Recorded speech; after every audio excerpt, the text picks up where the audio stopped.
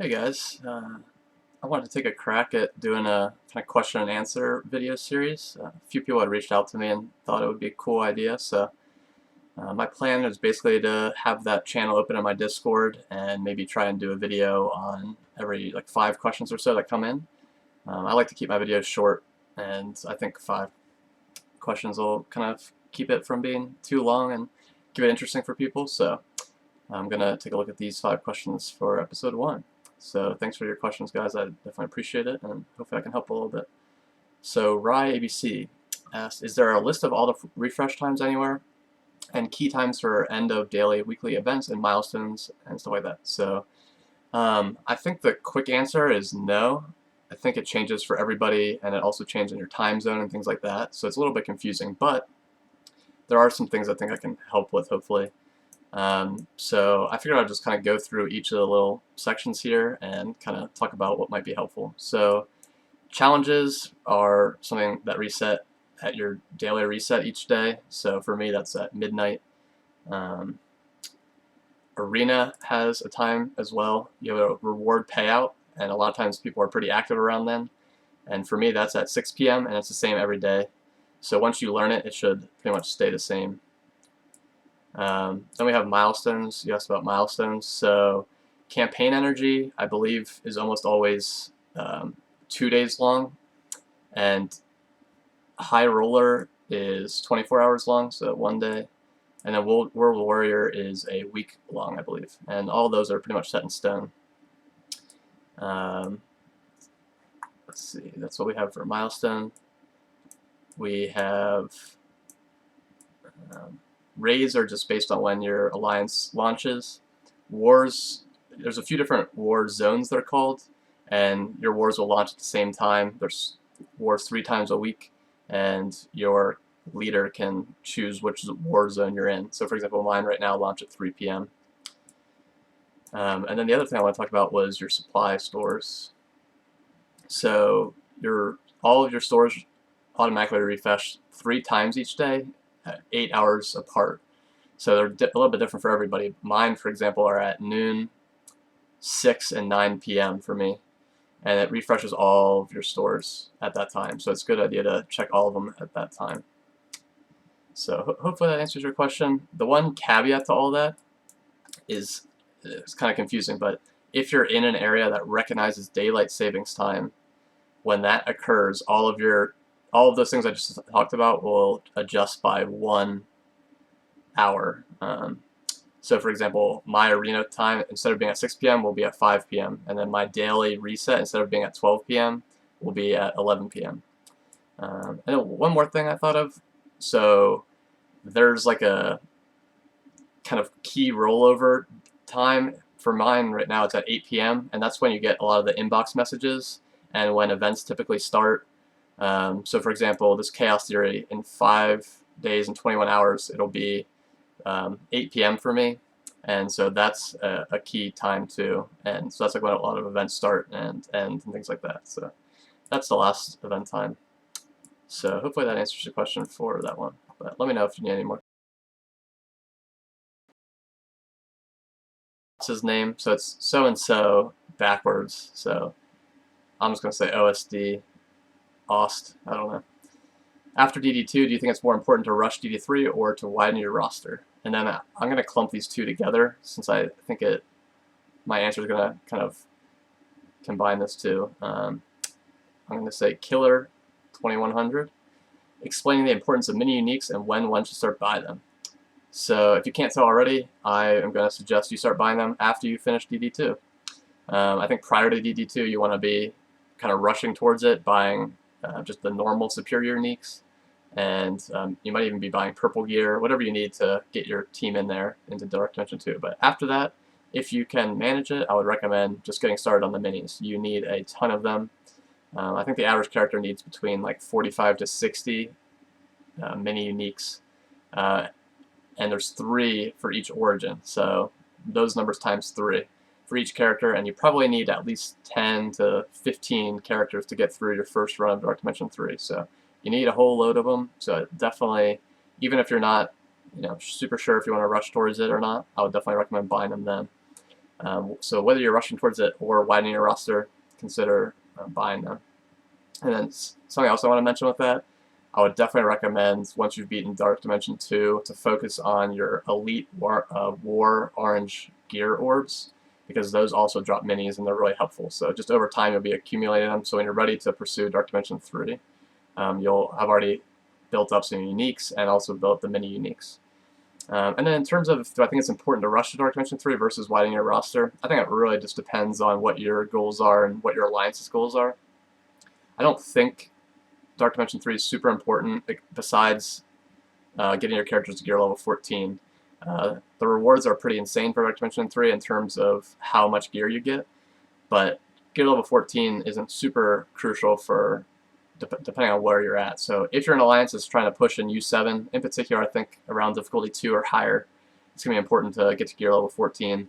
I do think it's a good idea to get some of your arena characters to gear level 14 if you can, like characters like Maw and Black Bolt and Phoenix. They're going to be good for Dark Dimension 3 anyways, but I don't think it's too important to rush depending on where your alliance is with War and U7, but it's something to kind of keep in mind and kind of passively farm those minis so that you can do it when you're ready. But if you are in an alliance where you're already doing U7 or you guys are really competitive in War, I do think it could be worth rushing. I think the wards are pretty crazy. It's not as flashy as getting something like Ultron, but I saw on another content creator stream, he valued a gear level 14 character as being 20,000 power higher. So just put that in perspective. You know, if you had a 60k character and had them at gear level 14, they would be the equivalent of like 80k. So I think that's a pretty good like value. I definitely value them super high, and so I rush for that personally. But I could definitely see it's like taking a little bit of time to widen your roster, especially for War. So good questions there. Alright, this one might be a little tough to quantify since everyone's arena shards are different, but based on average team arena on defense that isn't Blackwater, what's the best attack strategy? Always kill Ultron first. If they have a Minerva, is it essential to kill her first? Try and knock out Black Bolt.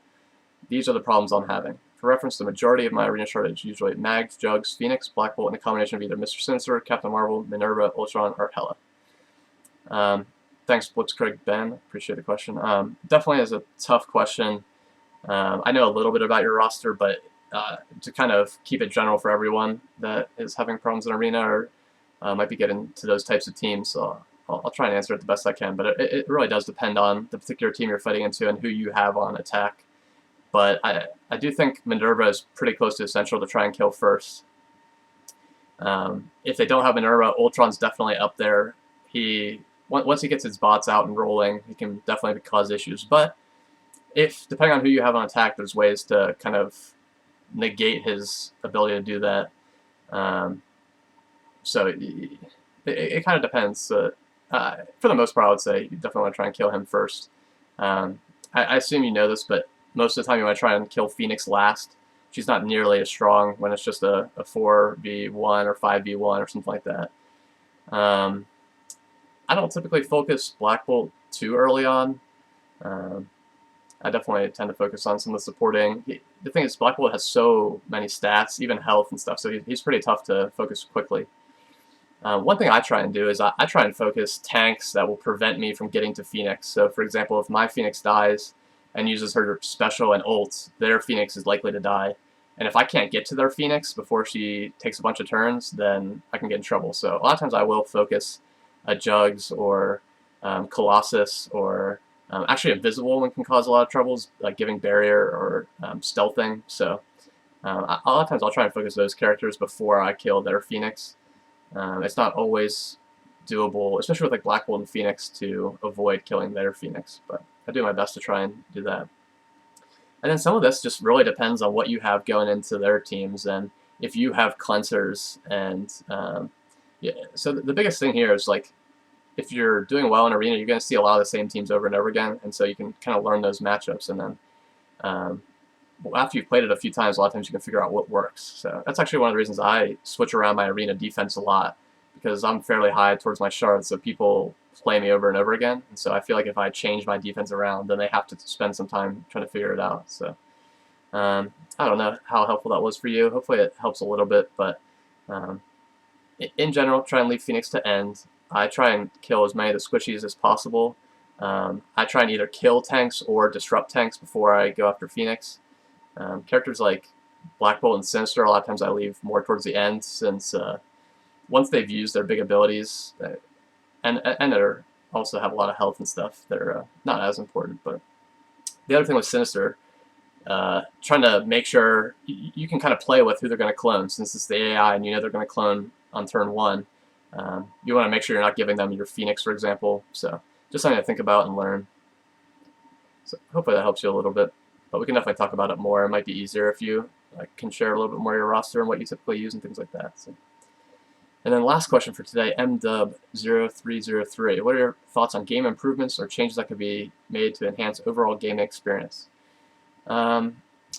So first off, I want to say I'm always in favor of doing the same amount and getting more stuff. So obviously there's a lot of ways the game economy can improve, but I won't touch on that stuff too much, except for the one thing.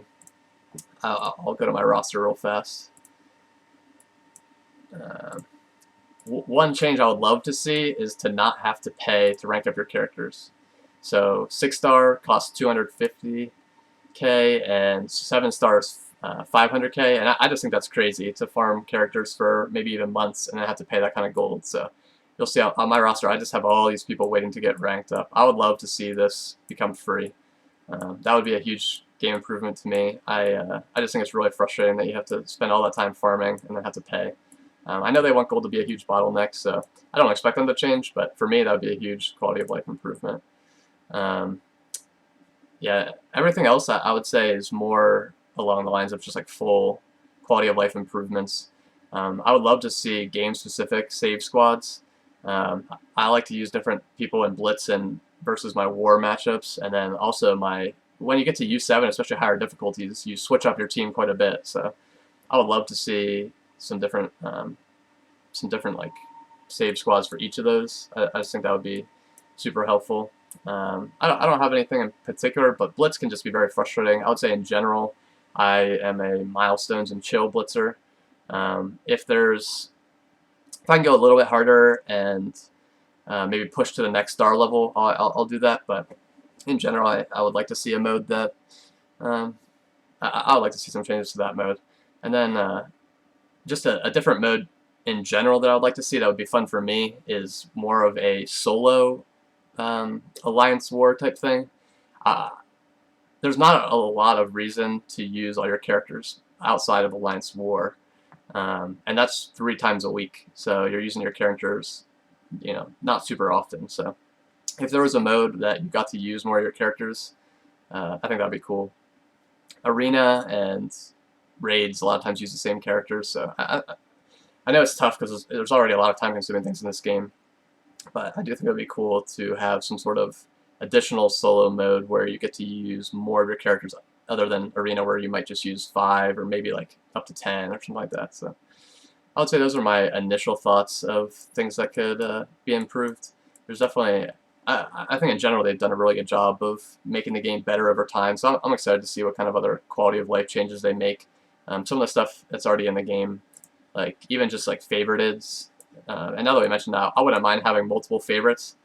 It can be tough when I typically use my favorites for who I'm farming, but there's also people I'm just gearing in here, so it would be nice to have multiple ones so I know really quickly I can just flip through all the characters I'm farming shards for versus gearing, stuff like that. So, alright, I think that's all the questions for today. Hopefully this helped answer some of them, and please submit more questions to the channel on the Discord. So thanks for watching, everybody. Thank you.